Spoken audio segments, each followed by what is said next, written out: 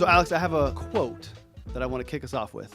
And I sent some stuff over to you beforehand, but you did not get this quote. So I'm excited to hear what your initial response is. So the quote comes from Frank Borman, who was the Apollo 8 commander. And his quote is, "Exploration is really the essence of the human spirit." And so I thought that would be a great quote given the explorer's gene and exploration. And just curious what you think about when you hear exploration is really the essence of the human spirit. Yeah, well, first of all, Justin, thanks for having me. It's great to be here. That's a great quote to kick off with. And it's like, I'm kind of torn because part of me is like, absolutely, it is the human spirit. That's why I wrote this book. And, you know, the exploration is the most important thing. Part of me is like, I don't want to like, there's a, so in writing a book called The Explorer's Gene, there's always the temptation to make the subtitle, How Exploring Makes Us Human, or How X Makes Us Human. And there's like a whole genre. You could fill a whole shelf of books with How X Makes Us Human. So I think there's a lot of things that you could argue are the essence of the human spirit. I think exploring is one of them. And as we'll maybe get into, I think certainly for modern humanity, what differentiated us from Neanderthals or something like that. Mm-hmm. I think you can make a pretty interesting argument that it was our urge to check out what's over the next horizon that actually was the first thing that really differentiated us from the other human-like species that were out there for hundreds of thousands of years. The book, and we'll get a little bit more into kind of the how you came up with it, why, and all of that. But when I listened to you on another interview and was reading the book, like to me, everything about the explorer's gene, I was like, yes. My life makes a lot more sense. But the interesting thing is I don't think I really tapped into my explorer gene until maybe the last 10 years, which coincides with starting my business. So when I started my business and became an entrepreneur, and in that kind of became a creator, that is when I just became, let me try everything. There's this idea I want to try. Like I have to see what it's like to be that version of myself. So my exploring is more self-exploration as opposed to going out in the woods with my kids for a long period of time and questioning whether or not we made the right decision. So I just kind of like, I guess maybe high level introduce the idea of the explorer's gene. I'm going to link everybody to the book, send everybody to get that book and read more about it. But kind of the explorer's gene, how did you discover it? What is it, kind of high level? The explorer's gene, first of all, is a slightly tongue-in-cheek title in that, look, there's not just one gene that's controlling our behavior, but this idea of a single gene is what first got me interested. I first heard about it maybe 15 years ago, that there's this body of research that looks at a specific dopamine receptor that basically it influences how we respond to novelty, to the prospect of the unknown or to surprises. And some people have a version of it that makes them more responsive to it.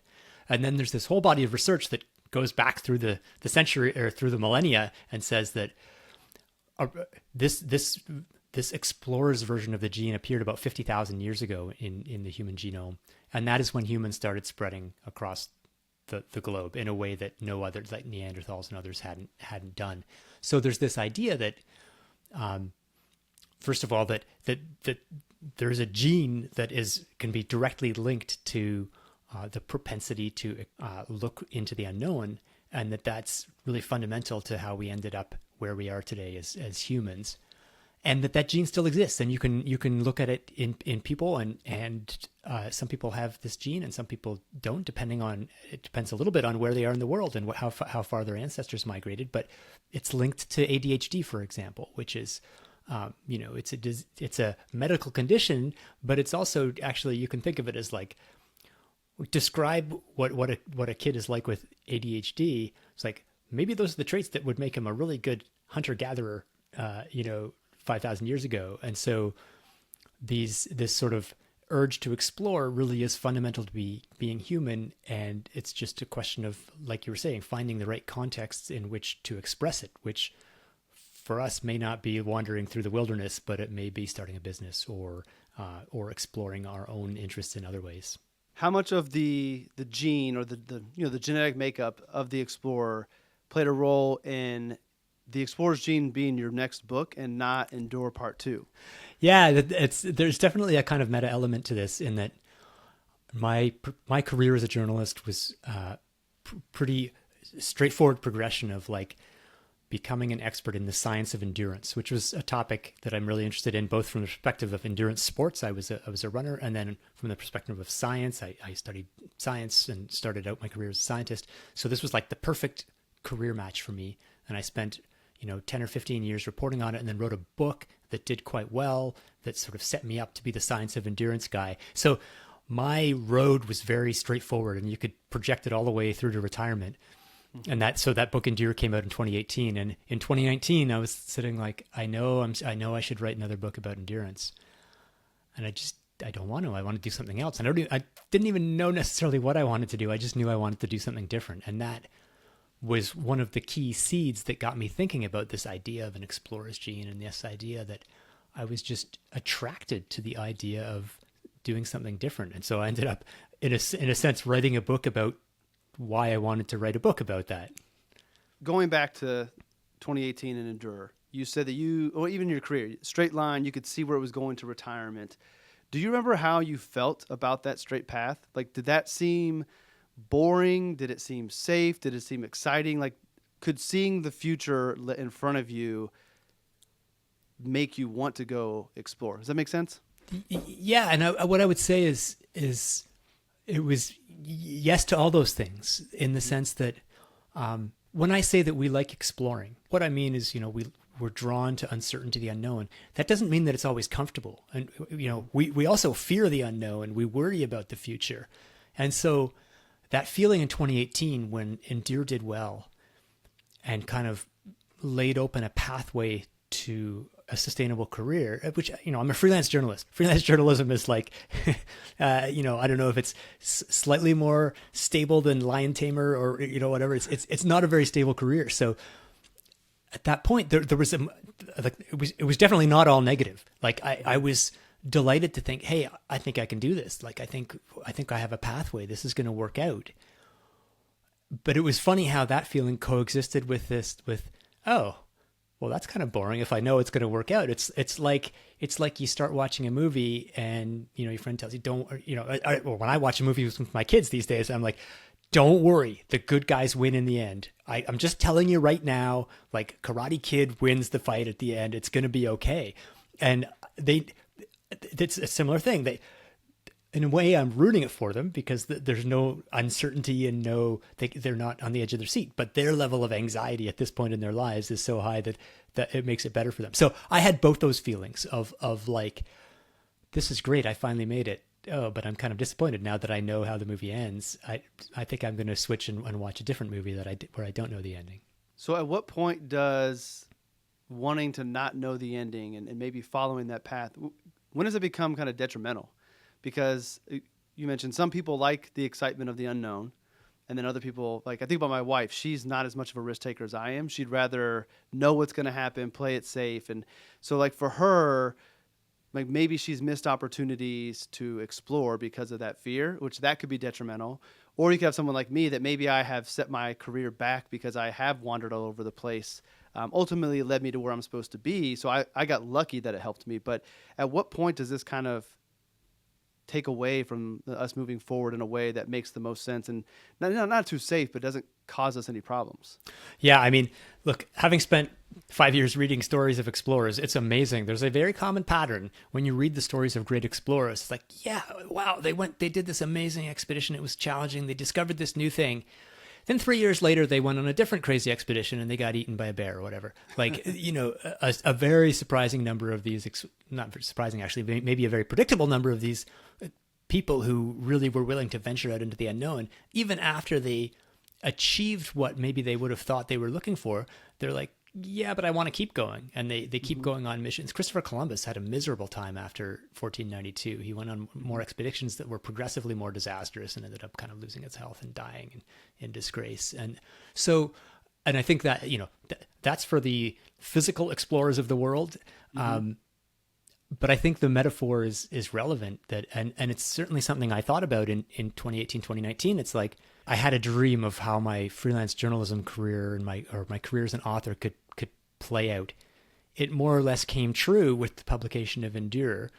And so why wouldn't I just be happy? Why do I need like it venturing off and doing something completely different, it's full of risk, and it may turn out not to have been a rational decision. And I thought about that a lot, because especially, look, I'm in my late 40s now. I still have lots of dreams. We should all have lots of dreams for as long as we can draw breath. But it's like, at a certain point, when you're a kid and you dream of like achieving something, and you're like, and then I'm going to lie around on big piles of money, eating peeled grapes and watching TV.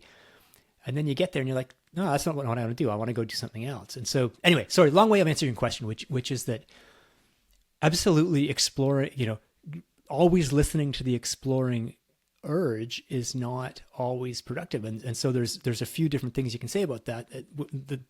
That it becomes not just explore, but thinking about the explore-exploit dilemma. Do you explore new paths, or do you exploit the knowledge that you've already earned? And both of those can be good answers. And in fact, in our lives, we probably need periods of exploration interspersed with periods of exploitation. If you never stop to exploit what you were exploring to find, then it's like the equivalent of saying, I really like music, and I like exploring new music, so I'm never going to listen to the same song twice. And we can see that that's irrational, and so the same applies more generally, I think. To me, I feel like it's like there's an internal guidance that we can use to kind of help us to determine whether it's exploit or explore time. And I think that like part of my belief in the podcast and everything I do is like an alignment. I talk about aligning spirit, mind, and body, and like how you kind of find this state of flow, and synchronicities happen and doors open, and kind of things kind of become easier to navigate. I'm curious, kind of from reading and studying the explorers, is there some type of kind of internal guidance that these people spoke of? Like they knew, intuition told them to go explore now versus exploit, and like how can we foster that internal communication, that dialogue, so we can better read and know, okay, this is the time to explore. No, this is the time that this is ADHD flaring up, and this is a distraction and not supposed to go down this path. Yeah. So my intuition is similar to yours. And so that feels correct. What was surprising to me is digging into the science, and like, actually you can make a pretty good scientific argument based on the neuroscience that we should trust our intuition, that we should learn to tune into it without going too deep into the neuroscience. Basically, there's this idea that we're drawn. It's very prevalent in neuroscience right now, which is that the brain is a prediction engine. It likes to be able to predict the world. So we're drawn to uncertainty because we want to be able to resolve it. If there's a door that we haven't opened, we want to open that door to find out what's behind it. Mm-hmm. And so it is satisfying to resolve uncertainty like that. And so one way of interpreting, intuition, or the feeling of curiosity, or of even the feeling of fun, what feels good in this neuroscience theory, which is called predictive processing. The idea is that when you feel good and fun, and like you're having fun and satisfying your curiosity, it's because you're successfully navigating uncertainty and resolving it, that and it's in that sweet spot. Because when we say people like uncertainty, mm-hmm. So on the one hand, it means we don't like when things are really boring and repetitive, but we don't necessarily like things when things are totally incomprehensible either. There's a sweet spot where we're learning new things. Things are kind of uncertain to us or unclear to us, but it's not so complicated that we can't make sense of it. And so what I would say is, when you're tapping into your feeling of this is the right choice, this is what I want to do, this is what I'm interested in, this is what seems fun to me, that is your brain's signal that this is an opportunity for you to learn about the world in the most effective way possible than among the choices you have. And this is, sorry, not to ramble on too long, but like, this is something that little babies are good at. If they do experiments with 8-month-olds, you show them like a sequence of shapes or a sequence of toys or whatever, and you can track their attention with their eye gaze. If their gaze wanders, then they're getting bored. And if you show them a really predictable sequence of shapes, they get bored. And if you show them a really just random sequence of shapes, they get bored. But if there's a sweet spot in the middle where it's unpredictable but not totally random, that keeps their interest. And so we have, they can't even talk at that point, but we have an intuition for where is my potential to learn new things about the world. And as we grow up, it gets harder and harder to tune into that because we get more focused on how do I pay tomorrow's rent, who's babysitting the kids or whatever. But to the extent that we can tune into our intuition, I think we have the potential to tune into that kind of interest-o-meter that tells us we're in this sweet spot of opportunities to learn about the world and about ourselves. I love that there's science that backs up this stuff that I've just come to believe through experience. Like, I'm at a point now where I have no problem trusting my intuition, and I'll actually trust my intuition over my mind. And it's just like, I just know because I've experienced so much, but I'm not the research person. Like, I'm a feeling person. And if I experience, then I know it's true for me. So it's got to be true for at least somebody else. And I just run with it. So I love that there's science that backs all this up. Yeah. And it's one of those things, again, for me too, it's like, I like the idea of it, and so of course I'm happy to see the science that to me backs it up. But it is very fascinating when you're reading obscure neuroscience papers and you're like, hang on, this is basically telling me that if it feels right, it's not the only, like, look, you can't go through life only listening to your gut, but it's a signal that you should pay attention to. It's your brain telling you something important, and you should listen. Have you ever read Michael Singer's The Surrender Experiment? No. He went through life listening to his intuition and his gut, and it is a wild story. I'll get your address when we're done. I'll mail that as a thank you. But it is a wild story of him just basically saying, whatever the world brings to me, whatever the universe brings to me, I'm going to say yes. And it's a bonkers story. So you might be able to, but you have to be, he was single, didn't have kids, didn't want much. So like his life was much different than yours and mine, to where we wouldn't be able to do that. But just an interesting read. Wild. Yeah. It sounds like the kind of thought experiment that it's like, I could imagining that. I can't imagine actually doing that with my life. Even here I am saying that I trust in intuition and I believe it, but it's, to take it to the max takes some courage. Well, you mentioned like following things that make us feel happy and feel good. Like a lot of people, their personal journey through life has struggle. And I don't think that we should avoid struggle, but I also don't think that we should necessarily like seek it out just to seek it out. So in this kind of exploration, where does struggle come into that? Yeah, that's a good question, because in a sense, I would say that when we're talking about exploration, struggle is kind of an important part, in the sense that without struggle, it's not really an exploration. It's like, an example, like an easy example is like if I'm lying on the sofa watching TV and I'm getting bored and I change the channel, like you could say I'm following my intuition to explore a different channel, but there's no struggle there. Like that's just a decision, right? So that's not, when we're talking about exploring, we're talking about taking on some risk, where we don't know how it's going to turn out and where it's likely going to involve some challenge to get through. So I think I don't think we seek out struggle for its own sake. I'm not saying, what's really useful in your life, it's to dig a hole and then fill it back in, or carry this rock to the top of the hill 10 times. Mm-hmm. But I think or to go looking for challenge gratuitously, or for struggle rather.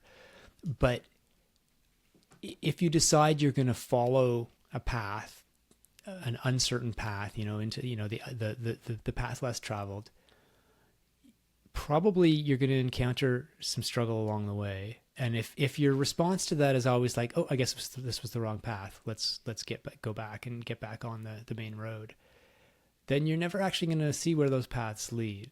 Mm-hmm. And so I think being willing to accept some struggle is important in that sense, to be able to follow through on the decisions you make and really see where they lead. And I would go even a step further, that being willing to sit with those kinds of challenges and push through some struggle is an important source of meaning. At the end, you're left with there's a concept that I read about in the book called the effort paradox, which is the idea that sometimes we value things more when they're difficult than when they're easy. So IKEA furniture, well, there's different examples. There's like climbing a mountain. We don't always want to take the gondola to the top. Sometimes we actually want to have the experience of climbing the mountain.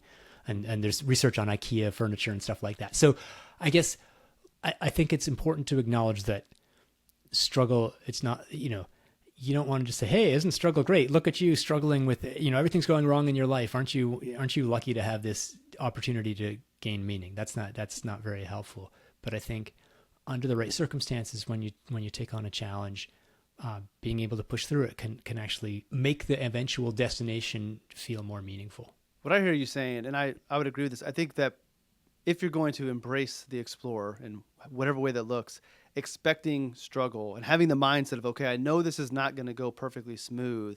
I'm going to expect there's going to be some type of struggle, put you in a better mindset or a framing to handle it when it comes. Like, so like, using my personal story of starting my business, like a lot of advisors in my position will talk about how hard it was starting their business. I will never over the last 10 years tell you that it was hard. Now, it doesn't mean it wasn't easy and that I didn't work hard, but I was expecting there to be surprises and hiccups and things that weren't going to go my way. So when they happened, like it didn't throw me off my path because I knew something was going to happen. I just didn't know what it was. And then when it came, oh, here's the struggle.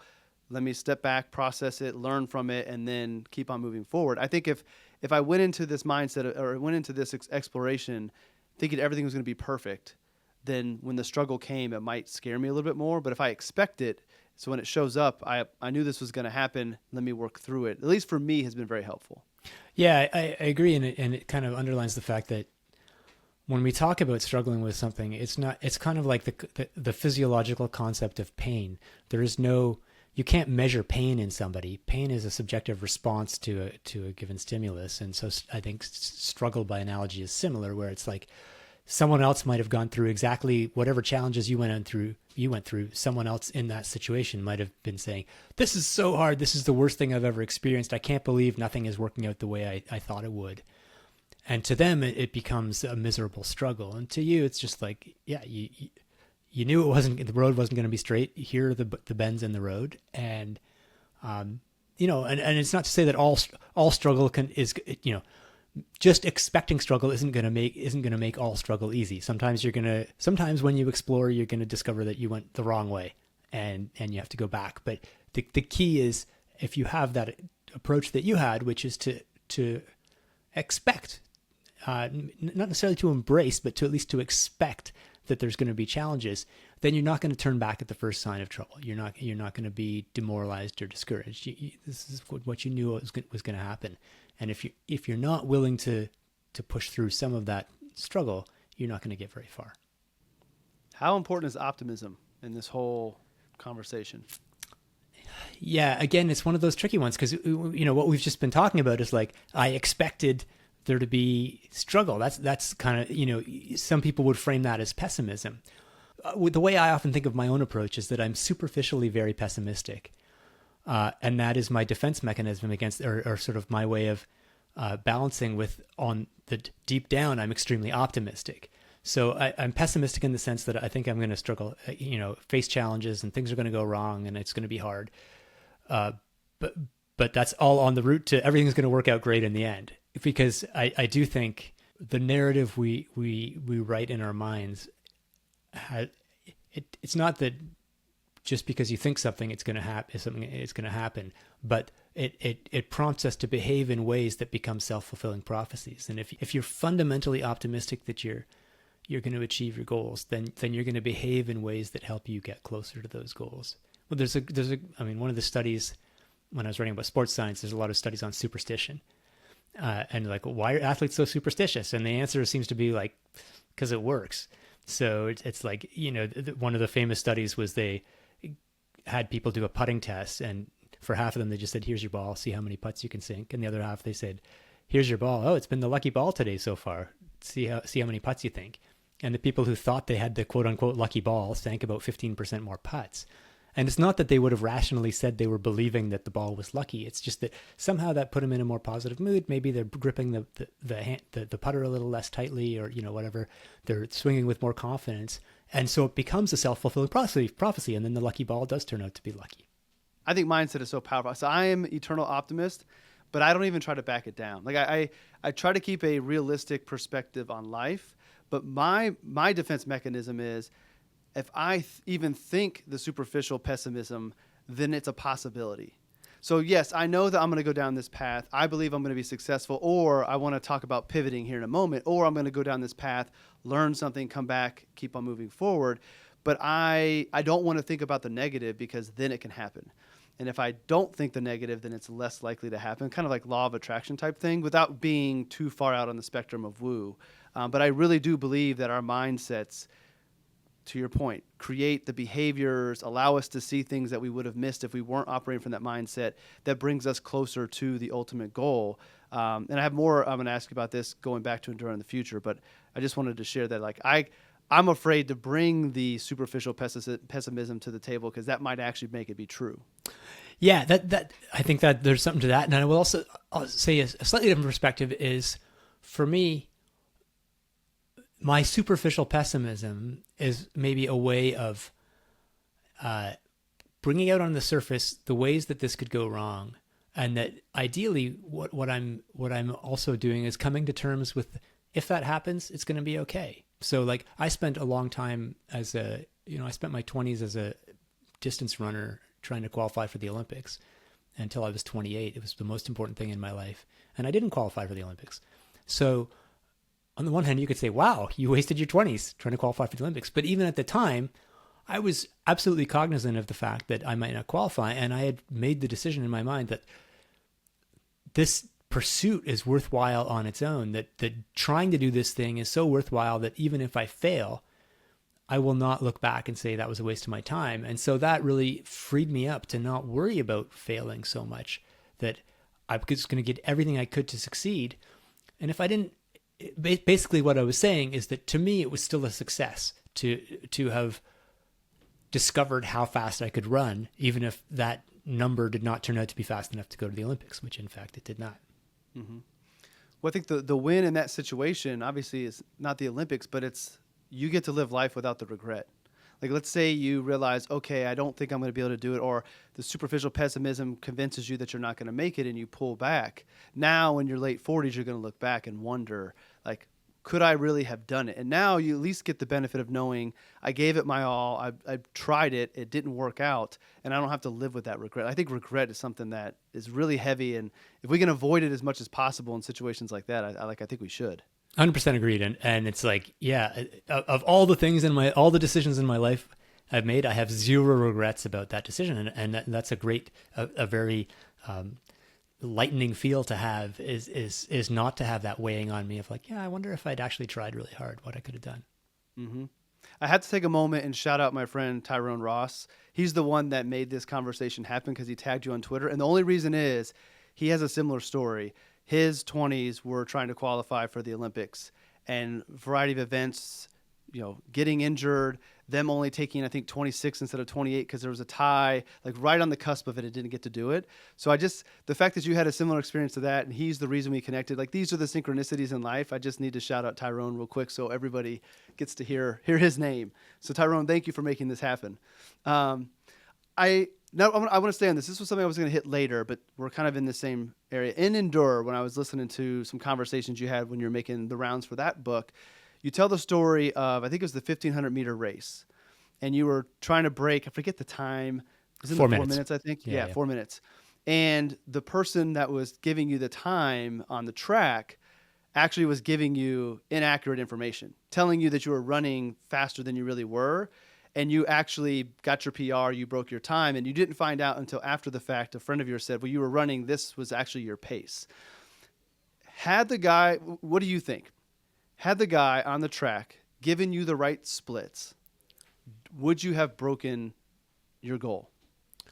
So I think I would have, if not that day, at some point I would have broken 4 minutes. I'd been knocking on the door of breaking 4 minutes for like 3 years, and I knew I was capable of it, and I knew I could run 3:59. I just hadn't done it. I'd been running 4:01, 4:02. On that particular day, I ended up running 3:52, which was, after 3 or 4 years of running the same times, that was a huge, like incomprehensibly big leap. That was not going to happen without the timekeeper. I think he had missed the start or something like that. So somehow he was giving me the wrong splits. And this was basically, it changed the narrative in my head from like, oh, running 64 seconds a lap is going to be really hard. Try and run 64. If you can just run 64, to all of a sudden I thought I was running 57 seconds a lap and feeling pretty relaxed about it. And it somehow broke through a couple of years of built up self-talk or narrative ideas about what I was capable of, and just kind of it quickly became clear that there was something weird going on. But in a race, you don't have time to analyze it. All I knew was like, whatever's happening, it's pretty damn cool. And so I just need to run based on how I feel instead of based on what the voice in my head tells me I should be trying to run. And as soon as I was doing that, I was suddenly a different runner. And the key thing there is also, once the narrative was shifted, it didn't shift back, because then I knew I was capable of running 3:52, and all of a sudden I never went back. I never again had trouble breaking 4 minutes after that. Mm-hmm. I love that story because it goes back to what we were talking about mindset. Like, there was this belief that you were running those times, and then therefore, obviously you didn't get down to the time that you really thought you were running, but like therefore you got to sub 4 minutes because you believed you were doing it, even though technically you were, but it is a different split. I wish there was a way that we could trick our minds into that belief to break through those barriers. Like, it's not always to be there, but if we keep bumping up against the glass ceiling, like 4 minutes was for you, to be able to trick our brain to break through, to show us that it's possible. And then once you know it's possible, then it becomes possible. Yeah. And, so I think, what makes a great coach, right? Like there's a lot of answers to that question, or a lot of elements, but I think one of the things that coaches do is help athletes or people, in whatever domain, see what they're capable of beyond what they might have thought they were capable of. And so sometimes in sport, you have athletes who are coaches rather, who deliberately try to trick you. So who will give you the wrong splits, or who will say, do 5 times a mile as hard as you can, and then make you do a 6th one just to teach you that actually you did 5 as hard as you could, and then you were able to do a 6th one at the same pace. So that shows you're capable of more than you are. But you can't play those tricks over and over again. So coaches find other ways, or people find ways on their own of pushing against the limits of when their mind is trying to shut them down prematurely. But it's, I wish you could bottle it. Like, if you could bottle what I had that day when I got the wrong splits, you'd be rich, or at least I'd be an Olympian. I think a takeaway from that story is just how powerful belief really is. And I think that there's for goals that we may have, there's a false sense of belief. Like, we might say we believe we can accomplish something, but energetically, we may not be matching that belief. There's still the self-doubt, the negative self-talk that's in there that keeps us from busting through that ceiling, where when you break through and you truly, truly believe, then that's kind of what gets you over the hump. So, and whatever somebody's journey might be, I think getting to the point where you truly believe without a doubt, and you're not tricking yourself, if you can get to that point of belief, then that helps you get closer to the goal that it is that you're achieving, I think. Yeah, belief on its own isn't enough. It has to be, in philosophy, there's this distinction between true belief and justified true belief. So it's if you believe something and it's true and you have a reason to believe it, that's the strongest kind of belief. And so if I believe that I'm 8 feet tall, it doesn't really matter, right? I'm not going to be 8 feet tall. And it's just as irrational for me to believe that I could go out and run a 3-minute mile or whatever. But if you're able to find ways of convincing yourself that it makes sense for me to believe this thing, then that can really fuel you forward. And so for me, that experience of that one race, what it really told me is that the feelings that I had while running a race, you get all these feelings like your legs are burning and you're out of breath and all these things. And it feels like, to say that I could run faster despite those feelings, it feels just as irrational as saying, well, I could be 8 feet if I just believed it. But then that race told me that no, all those feelings, every time you ran 4:01 and felt like you went as fast as you possibly could, you were wrong. And so you need to let go of your impression that this is the only objective truth, and understand that actually what you believe makes a difference. And so when we're talking more broadly about other aspects of life, it's hard to, it's not as clear cut as like, oh, my legs were burning, therefore I thought I couldn't do it. But we all have self-limiting beliefs about, what kind of book I'm capable of writing, or what kind of magazines I could write for, and we can tell ourselves very convincing stories as to why those beliefs are true. And so it can be challenging to cut away at those self-limiting beliefs. All right, we'll leave Endure in the past, but I think it's cool to revisit, because right now you're really into the explorer's gene, and Endure was such a very big, popular book. I just think it's cool as time has gone by to revisit some of those things there and just see if you kind of picked up something different as time has gone by. But going back to exploring, I mentioned I wanted to come back to pivoting. Going from Endure Part 2 to Explorer's Gene was a bit of a pivot. Like, what is your thought on pivoting? And as I say this over and over, all I can think about is the Friends episode where Ross is yelling pivot, pivot, pivot when they're moving the couch up and down. But how important is it, the ability to pivot, knowing when to do it, being okay doing it? How does that kind of play into everything? Yeah, I mean, in a sense, every decision to explore is a pivot from what you've known before. I think a lot about, David Epstein wrote a book called Range, must have been about 5 years ago or something like that, where he talks about the advantage of having a broad background. And that book really informed my thinking a lot about exploring. But one of the ideas he talks about is the advantage of exploring, in a sense, is finding the right fit for your particular interests and skills. And so in terms of pivoting, I think it's not necessarily that you want to pivot just for the sake of pivoting. It's not like, every 7 years I'm going to pivot to something new. It's about finding something. It's about making sure that you're pursuing the right path for your skills and experience and who you are right now and what your interests are. Mm-hmm. And so again, like I mentioned earlier, this idea of exploring or exploiting, and the fact that there's times for both. There's times when it's right to be knuckling down and just on the straight and narrow doing what you're doing and trying to excel at that.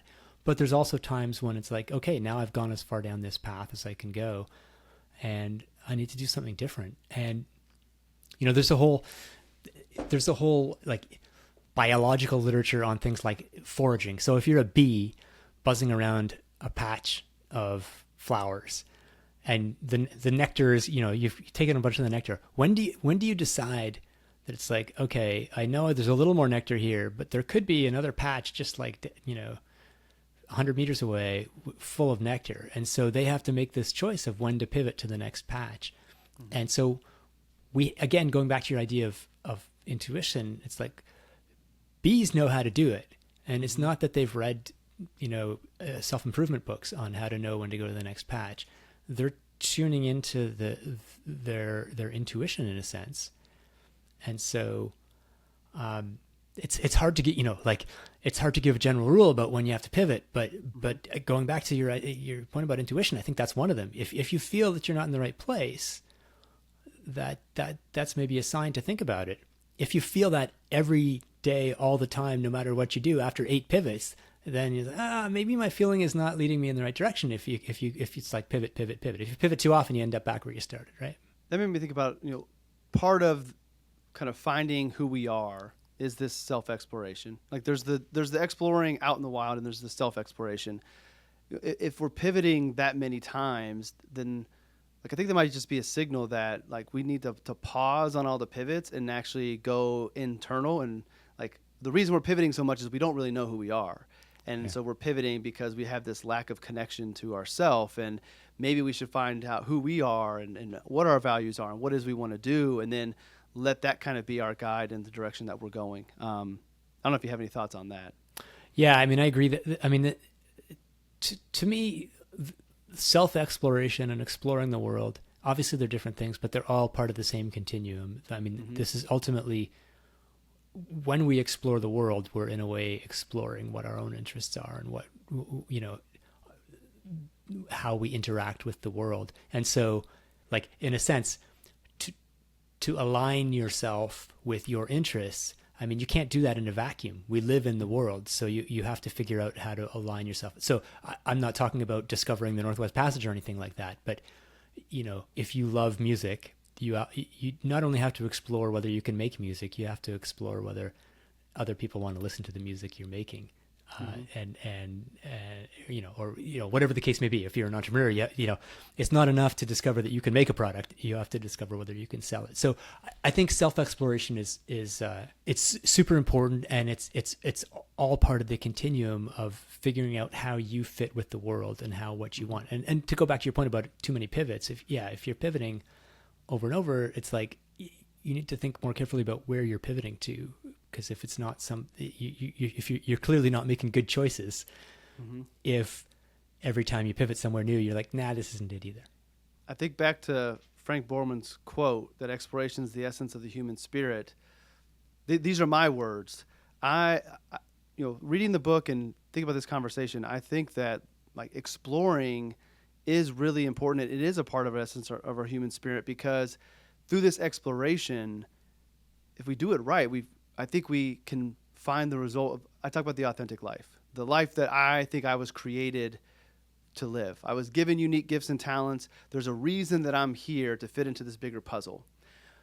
Our creator, whatever you believe in, doesn't like to give us that information from day one. I would argue that maybe when we are kids, we actually do know who we are, but then we go through schooling and we kind of lose that. And then it becomes exploring to figure out, okay, what is my role in this bigger picture? And I think the only way to get there is through exploration. It's through exploring the things that are interest and determining, okay, is this interest, is this passion of mine something that should be bigger? Music. I love music. If I could be anything else in the world, I'd love to be a hip hop producer. I've been making my own beats. I know that that's not what I'm supposed to do, but I still find time to do it. And the only reason I know that I want to do it is because I allowed myself the opportunity to explore that version of myself and do it, and then realize, okay, I don't need to spend too much time doing it. Let me come back. So I do, as we have this conversation listening to you, it does make me think more that Borman was onto something, that like exploration is so important, because that's the only way we're going to really figure out who we are. We weren't given that information on day one, and we have to explore to figure those things out. And it's going to be a series of going down paths that are wrong, and we have to pivot and come back and learning lessons along the way, and so that we're always exploring. And I don't think the exploration ever ends. I don't know why I shared all of that, but that just came up to me, and I had to get it out. Yeah, and I mean, what I would add to that is so you spent time doing music and you discovered you really like it. It's not going to be your career. Mm-hmm. That's a win in a lot of ways, not just because, okay, check one more career that is not going to be your career, but you discovered something you like. There are different ways of justifying exploration, and you can have a totally like instrumental perspective, like exploration is good because it leads me to discover things that allow me to make lots of money or whatever. Mm-hmm. And then on the other end of the spectrum, you can say exploration is good because it's fun.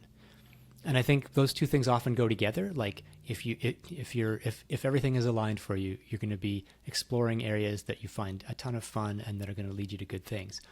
But exploration is still valuable, even if it's just teaching you about what you like, giving you a hobby, finding out about who you are. Like one of the sort of themes from David Epstein's book Range was that you find out who you are by doing it.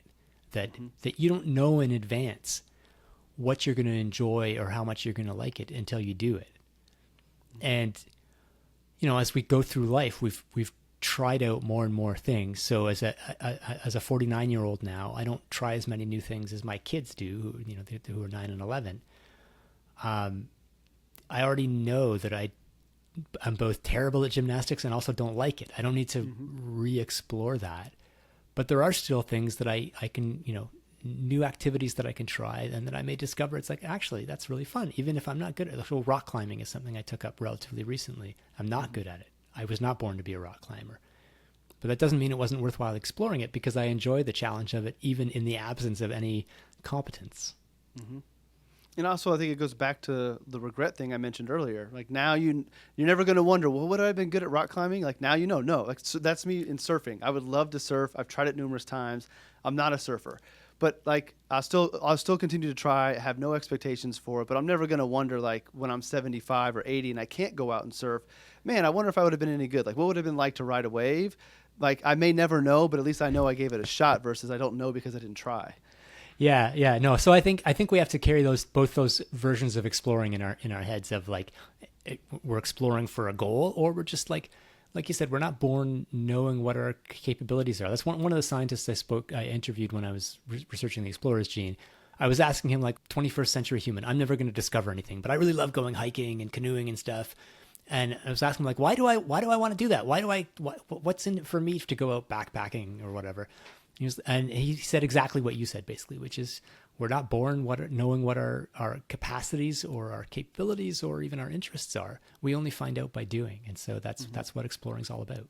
Where does creativity fit into this exploring process, or does it? I mean, I would actually maybe frame it the other way, which is that creativity is the result of exploration, of being willing to explore. So creativity, I mean, I guess it depends how we define the word, but if we're talking about coming up with unexpected and innovative new ideas, I think the willingness to try different things. I mean, so I feel like curiosity is what drives us to explore, and what we get out of it is creativity. We generate new possibilities. You can define those words differently, but they're all kind of in the same domain, talking about the same spirit of trying new things. But creativity to me is kind of like that's the prize of being willing to explore, is being capable of coming up with ideas that others haven't come up with, or often it's combinations. So of existing ideas. So it's not like we invent the wheel. It's like, what if I put this on that? What if I combine this with that? And so new ideas come out of combining fields that already existed, or streams of thought that already were out there. I think AI and technology is a big focus right now. I think could be a threat to creativity in some regards.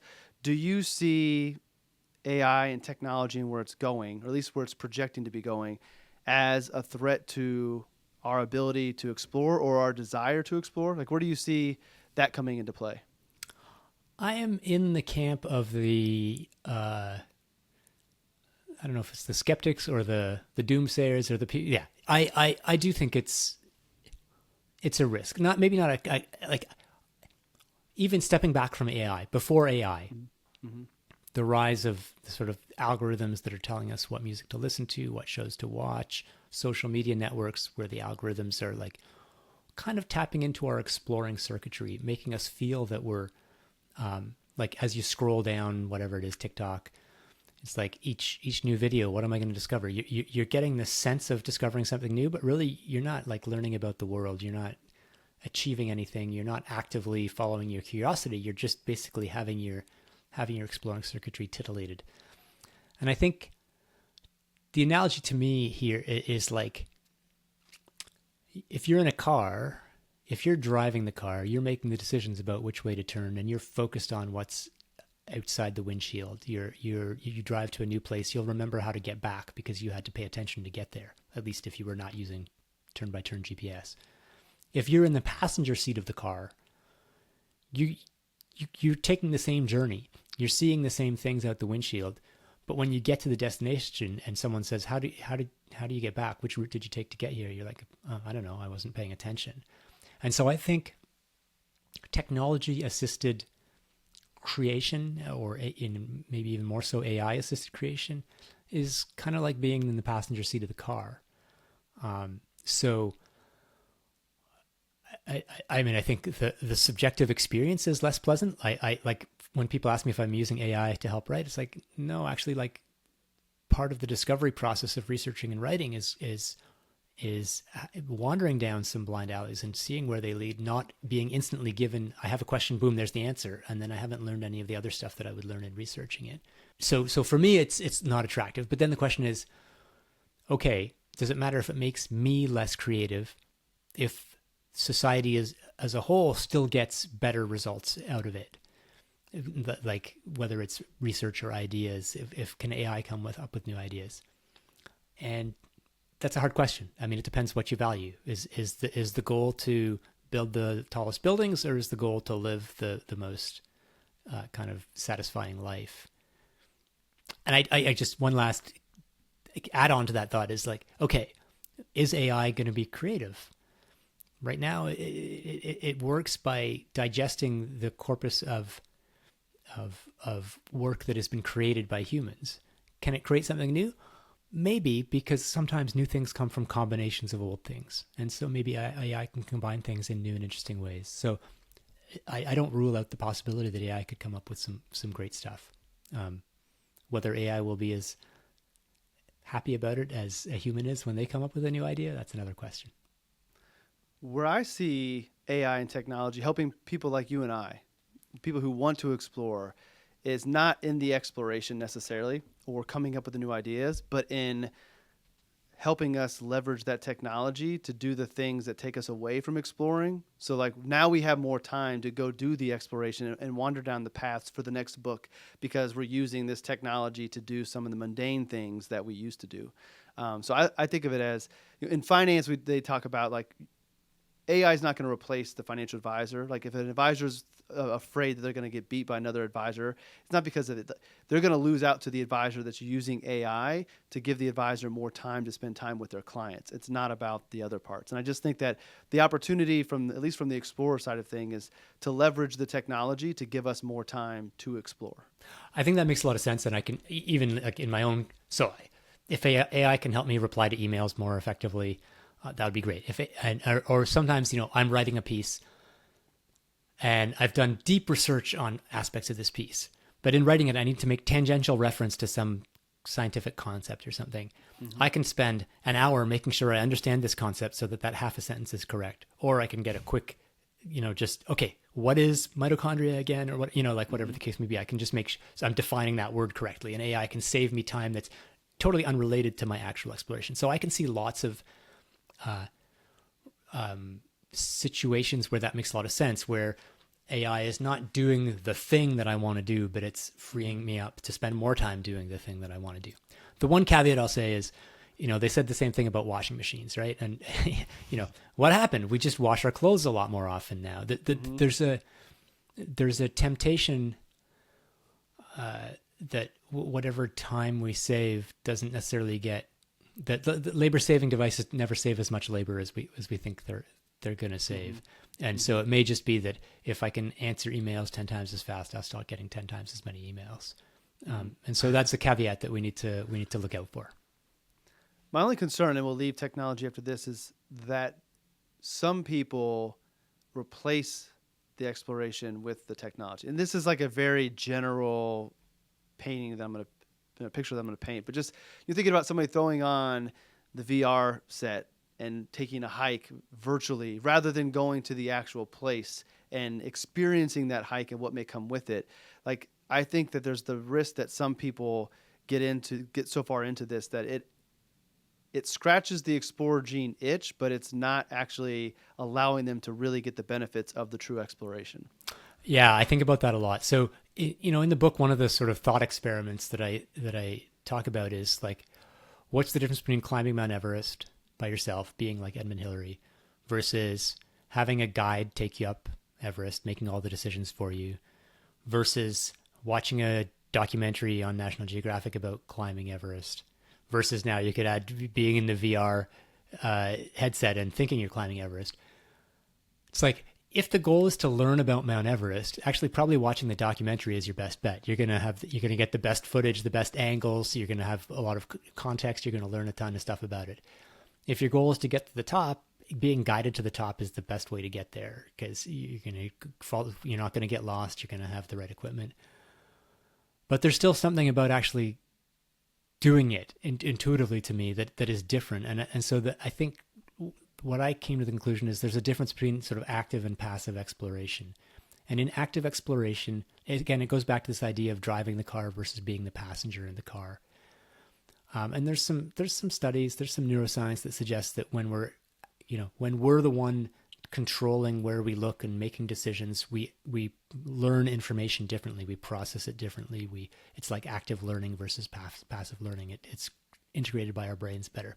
I also think it's a more vivid experience, and if we have to make our own decisions sometimes and accept the risk of failure, we have to pay attention in a different way. We have to learn in a different way rather than just lying back and having the information poured into our brains.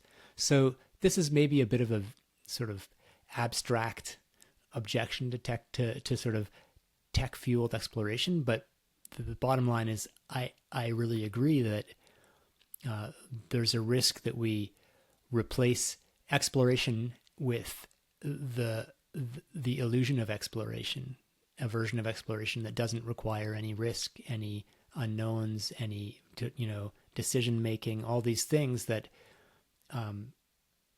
enable us or that we're wired to do, and that also carry, one of the things about exploration is serendipity. And so if you're actually doing the thing, then sometimes things are going to go wrong, and sometimes the things that go wrong are where you discover the most interesting new insights, and that probably won't happen in the VR headset or in the National Geographic documentary. That's a great example of the hiking Everest, the different ways, and like depending on the goal too determines what's the appropriate path. Yeah, none of them are wrong, right? It's just we get different things out of each one. Mm-hmm.